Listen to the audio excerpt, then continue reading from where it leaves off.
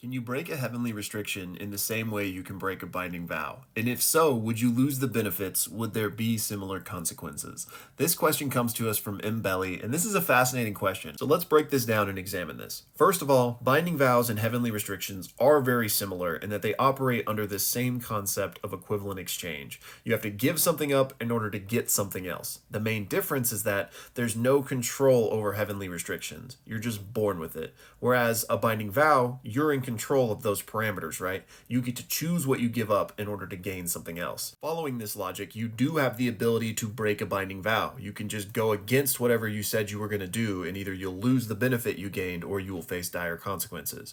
In the case of a heavenly restriction, you can't do that, right? Because you were under no control to begin with. It's under extremely extraordinary circumstances that this is even possible, like we saw with Mechamaru. He wasn't able to just say, I don't want my cursed energy benefits anymore, give me my normal body back. No, just like Toji couldn't say, I don't want my heavenly restriction physical buffs anymore, give me some cursed energy. He had to find somebody like Mahito that specifically was able to change the shape of his soul in order to get around this heavenly restriction. So we laid all that groundwork to essentially say, in almost all cases, this isn't even a conceptual thing to consider because it's not going to be possible. However, in the extreme circumstance where it is, did he lose the benefits? Did he have to give anything up since he did kind of trump the heavenly restriction?